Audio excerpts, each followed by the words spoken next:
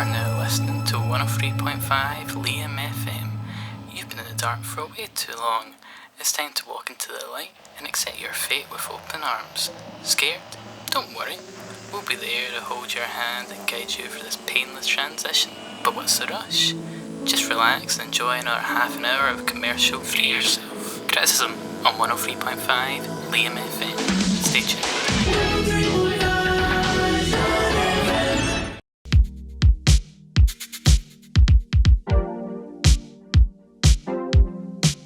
It was unfortunate that After Hours, an album designed and destined for club greatness, happened to come out close to. But the same can't be said about Dawn FM. Sure, some singles off of this, like Sacrifice and Take My Breath, will soundtrack many a regretful dance floor wench, but the ambition this time around of an album that soundtracks your journey through purgatory means any of that success is just the icing on top rather than the goal. While I'd say Dawn FM is more interesting than its predecessor, I wouldn't say it's as good.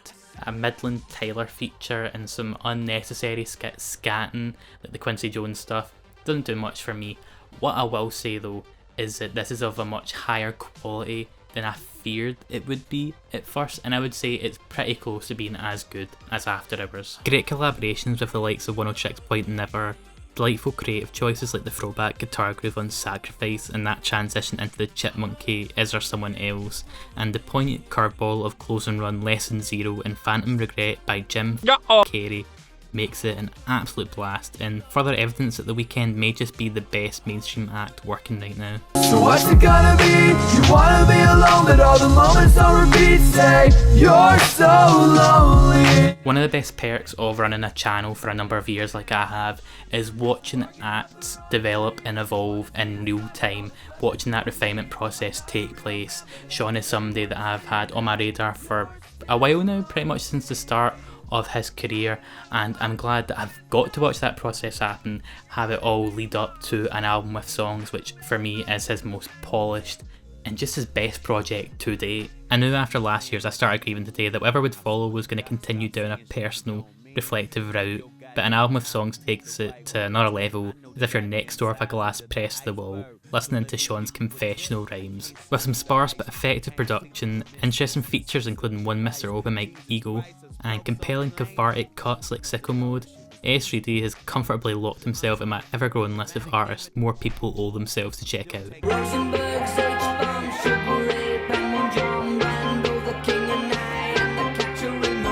This is the kind of project that makes me feel as if somebody's psychonauted into my mind and managed to find the right concoction of random songs that's gonna end up making my brain producing the serotonin, and all I have to say to verify that is that there's a song on here that combines the Donkey Kong Country Underwater theme, Blinding Lights, Landslide, it's a whole bunch of songs, and it's used to make Nickelback's Photograph an emotional epic, which, I mean, after hearing that, I'm sure I'll be jumping onto Bandcamp just like me in order to buy this album.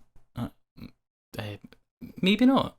I will say that I don't think this is the best thing that Black Country New Road can produce. I do think that they've got better albums in them just now.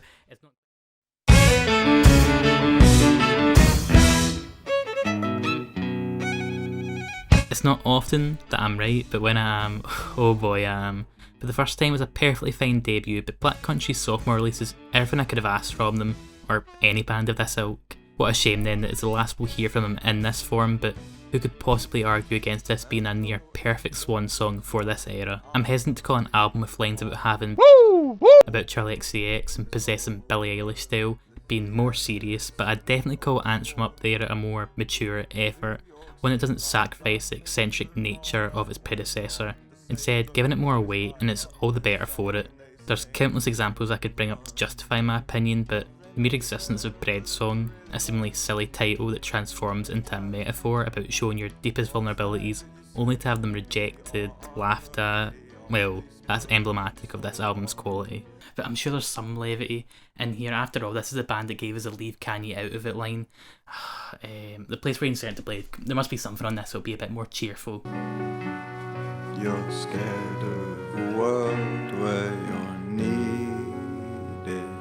The overload of discontent becomes You're that Why not? But you let him. Black Country New Road. It says no. 2022 talk singing UK post-punk albums. We're allowed to have one.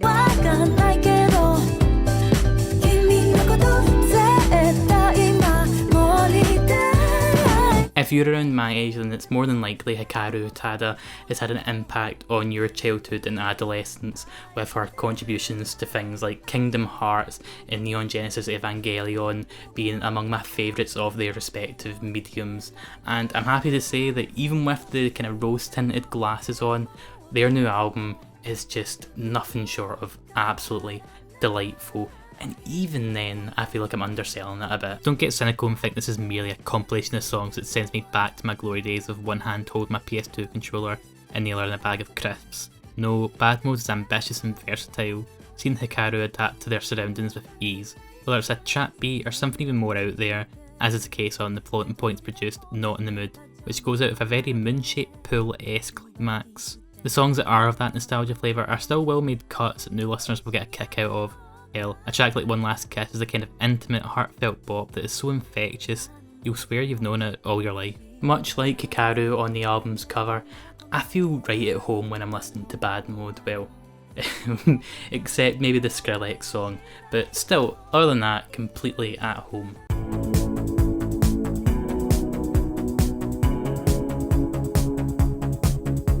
I haven't said it already, if only because it's blatantly obvious, but 2022 has gotten off to the strongest start of any year I can remember. Granted, that comes with the delays and pushback from 2020 and 2021, but I'm not going to complain about getting a Mitski album in February, especially when it's a goodie. Granted, it's not quite up to scratch for a recent output, a very high bar was set by her, but I hardly think it's a huge downgrade either.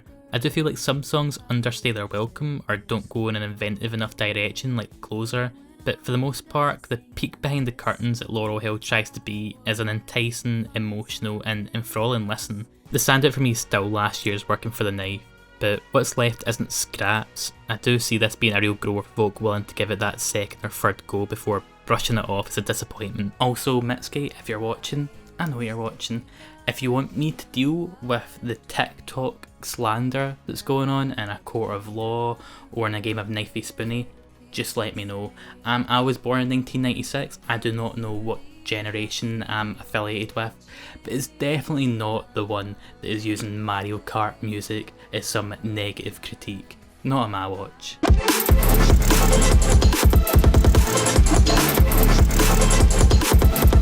Vale Smith's music has always worked best for me when he goes for that keep you on your toes approach, as evident on a release like Origami and Are You Sick of Being Unlucky, and I'm happy to say that Korosky is more of the same, except it's actually quite varied. So I don't really know where I was going with this, to be honest. Maybe I was going to mention some of the enchanting highlights like Veracity in the Warehouse. I like shifting the soundscape, feeling like one of those foreboding club levels in Devil May Cry, or perhaps Tell Her to Us, which I can easily imagine soundtracking the early morning hours of a Primavera DJ set. Regardless, Korosky isn't the brief sparkle its title might imply, it's one that impressively lasts for the better part of an hour. I want love that hurts in my skin. Katie Day continuously puts out some of the weirdest art pop music you'll ever hear. The kind of songs you have to approach with 5 pairs of oven mitts on to avoid nipping yourself in the jagged edges. Forever Music isn't exactly refined, but it's the album of hers that I've found to be the most approachable, which is saying a lot considering it's a record about love that closes on a visceral, torturous note. It might not unfurl in as satisfying a way as Elipsers did, but I'll give Katie this. I've never heard a vindictive dig as impactful as I Hope Your Cat Leaves You and Never Comes Back. It is like the best of the best in that niche. Fair play, fair play.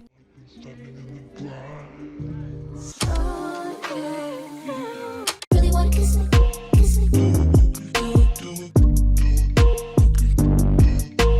Look, FK Twigs has been as good, if not better, than the day that she broke out, but for me, Capri Songs is the most exciting that she's ever sounded, even if I do still find myself on Team Magdalene. The mixtape format may lead you to believe Capri Songs isn't as high stakes as the rest of her catalogue, but that couldn't be further from the truth. This is still a personal listen, it's just the angle that's different. Twigs is still showing off different dimensions of herself. They're just delivered via late night heart to hearts at a gaff, which makes them a lot less intrusive when you consider the music that surrounds them. Speaking of said music, it's maybe not as ambitious as some die-hard Twigs fans would have liked, but it's undeniable how fun, dare I say playful, it is. More holy terrain than cellophane. Capri Songs focuses more on the pop and the art pop name, but it's still got that tilt to it which makes repeated listens gratifying rather than grating. I struggle to pick just one standout favourite, but if I had to, it would be the dancehall inspired Shy Girl collab Pappy Bones, which is the kind of sensual banger that you want to double check you're not playing too loud in public, unless you want strangers staring you down. Unless that's your thing, no judgment here.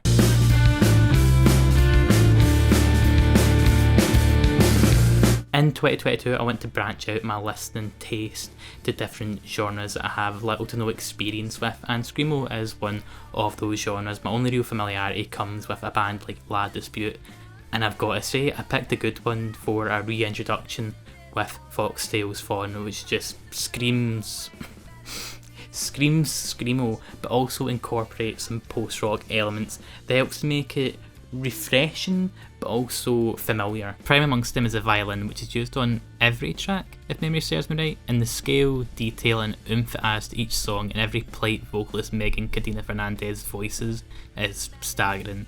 I'd have never expected this to be a favourite of mine considering the genre, but hey, who doesn't like surprises? Yeah, I remember when that girl didn't need me. I didn't have no money and I couldn't find out what's the reason. I could go into extensive detail about what Hext is and why you should bother checking out the genre and this release, but I feel like I'd have more success telling you that there's a bit crushed version of Taylor Swift's Enchanted, and it absolutely slaps.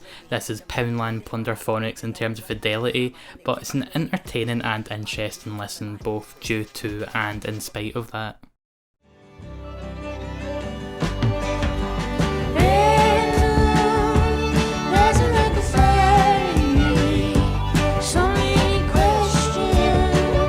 So this big thing behind me here, it isn't a funny looking microwave, it's actually a record player and a new album that's benefited hugely from listening to it via this medium right here. It is a new chunky Big Thief record, and that isn't due to the fidelity, though that can't hurt. It's actually down to the sequencing, the art of flipping a record, and the kind of track listing is a fine one, and the new Big Thief album benefits from that hugely. Look no further than Disc 2's Closer Blurred View, an impending track that beckons towards you with heavy thud after heavy thud. Adrian's repetition of I Run For You transforms from sweet sentiment to bone-chilling fret, the thick menacing mood remaining until its dying breath. Then, immediately after, we get Red Moon, a delightful jig that's home to some of the most wholesome lyrics of the year.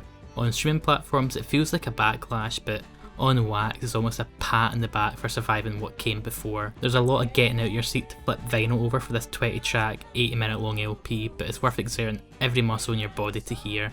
For as long as that track list is, the list of great moments per song is triple the size. Dragon New War Mountain I Believe In You is as detailed as it is confident, each new song being treated as a blank canvas for the band to basically kind of do whatever they feel like the moment calls for, and despite all the genre hoop jumping that's going on, you've got indie pop, folk, trip hop, a whole range of genres being played with. They're all done so well, and there's just a consistency to it all that results in this being my favourite Big Thief project to date. Corner store to the porch for my new thing, a new thing, If Care For Me was a solitary confession, Saba in his room as all his messy thoughts run around his mind like a track field, then Few Good Things feels more like an open conversation in his neighbourhood. I don't think it's dramatically less gloomy, but the sun is cracking through the window and the scope is larger, even if I do miss the compactness of his previous projects. A cynical, or some might say realistic title means a song like Soldier isn't a surprise, but his warfare metaphor for being a father and a black man in America isn't any less impactful. Balancing this out is a closing run of Make Believe, the title track, and my favourite of the three, 2012, which is sandwiched in between. It honestly might end up beating Prom King for my favourite Saba song, a positive outlook on a childhood that wasn't free of pain. In times where things are abundantly shit, few good things as a timely and relatable message. Look on your face tells me you see something more pure in me than this dirty. The current forerunner for most divisive album of the year, Glitch Princess is a blunt album, which works well for its strong core theme of challenging your identity and the crisis of becoming disillusioned from it, helped out big time from Mule's great job painting that struggle sonically. It's surreal and capital C challenging, and while it doesn't always hit like on the opener, when it does work, the only word that can encapsulate the feeling it evokes is affirming. Just one key does everything. Here we have another staggering release from a band whose name begins with B. Don't say I didn't warn you. And I don't think I've ever seen a band put out what amounts to a greatest hits album but with purely new material. Nothing on Once Twice Melody is especially brand spanking new, at least not to my ears. The lineage can be drawn back from songs like the opening title track to other entries in their discography like Teen Dream and Depression Cherry. Normally that would be a criticism that an album isn't fresh enough, but I don't feel like it's a valid one, at least when it comes to Once Twice Melody. These songs are reminiscent of other albums that Beach House have put out, but they're all the strongest possible version of whatever aesthetic that they're going for. Case in point, a track like Superstar, a scuzzy, dreamy track that offers the same kind of ascension the band are synonymous with. Sunset has the kind of experimentation that made Seven such a treat, this time implementing an instrument I can't quite put my finger on, a reverberated guitar but played in reverse. Whatever it is, it's a fever dream that puts more emphasis on the latter part of that term, and it's all the better for it. It will take me a while before I can confidently say whether or not this is my favourite Beach House album, but if for whatever reason you've not given them a listen to yet, you could not pick a more perfect starting point than this album right here.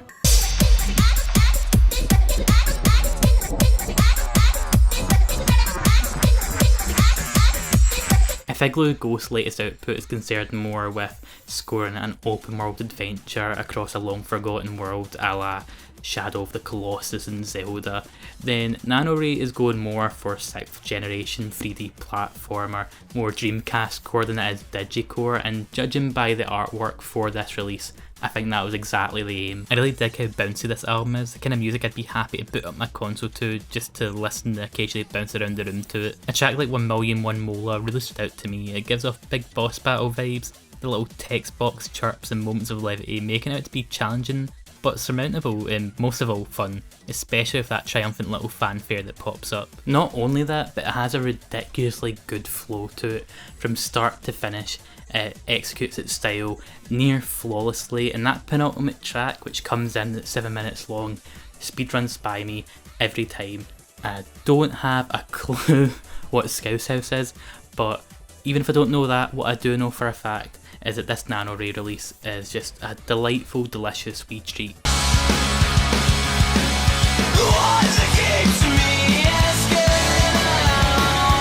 I'm a simple man. I hear an emo record in the same vein as Basement's Colour Me and Kindness, the serotonin gets released, and I nod my head happily. Sure, it's totally indebted to a bunch of different artists, but this is a perfectly fine, fun and angsty time. Get to you straight, no frills. What I think might pay the bills. Spit on the cam like Machiavelli. Much like Earl, I'm gonna keep this one short. While he seems content to put out Tangerine-sized album these days, never going on longer than 20 odd minutes, every segment is capital J juicy, and his quick but layered wit makes Sick a record glowing with replay value. It's not more of the same, the concept and cleaner, more varied production makes sure of that, but if it's similar to his discography in any way, it's the quality.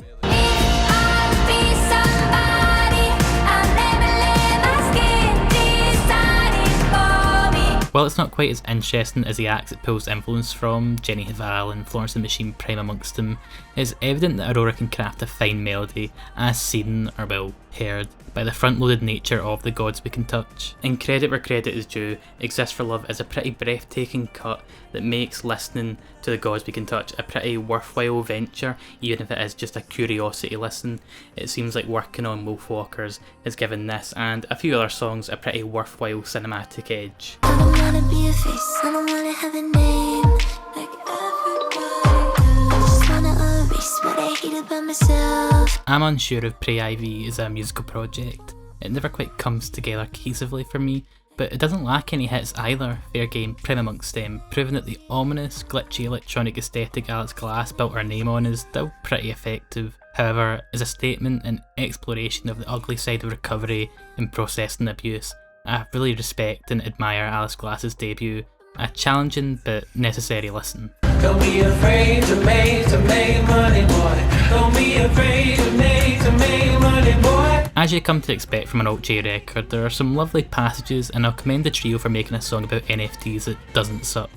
That being said, unless it's done in an interesting way, I'm done with songs mentioning the event, and largely I feel the dream isn't quite as interesting as what they've put out before. Sure, it may have led to some stinkers as seen on Relaxer, but I appreciated when they put that effort in. Personally, I won't rest until these men are brought to justice. There's witchcraft afoot, I'm telling you.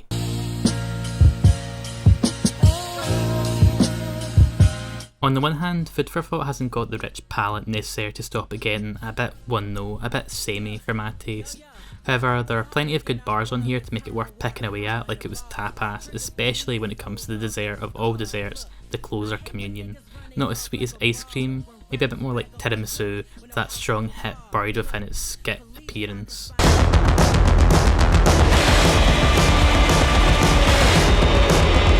Originally I was going to start this segment off by ragging on Animorphs and how Honenbarna took the name of a lame thing and made it cool, but I read the Animorphs wiki and there's like princes and aliens and killer soldiers, and man, I should have read more of this as a kid. Maybe I was missing out. Anyway, Honenbarna, hope I'm saying that right, a Norwegian punk band that stick to their native dialect, but let's be real, me not being able to understand what a band's saying hasn't stopped me being able to enjoy their music in the past. After all, I'm a Cocteau Twins stan. I really dig the energy on this album. I feel like I'd get more out of it if there was like a half decent translation out there, but the delivery on its own gets this nice primal reaction out of me, and the punk palette isn't too vanilla either. There's some nice touches like on the penultimate track, Meet Hoos, which has those kind of like come to daddy compressed distorted guitars that I think are really neat. Check the out. Probably butchered that, but check it out. Let's say tonight, you and me. Watch the sky fall into pieces. And last but not least, sorta, if Time Skips was just the euphoric and hazy duo of Prester John and Strung With Everything, this would be my favourite Animal Collective album, which isn't saying much since the only one that I've liked is Strawberry Jam, but still, it's just came to my attention that albums aren't just 2 songs, and everything else on this record is just too aimless for my taste.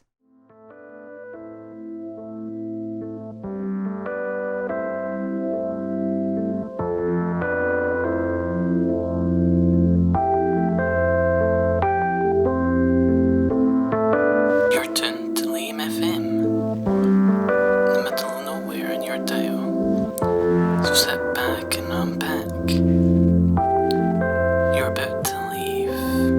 Now that all these albums have been reviewed, and it's time to look back and see if you thought they were good. Did you agree with them? Did you love them or hate them? And how many albums did you wish had got covered? Leave them in the comments, or you can just mutter. A big shout out to those on screen that support me, and a big thanks to you for watching, even if you thought this was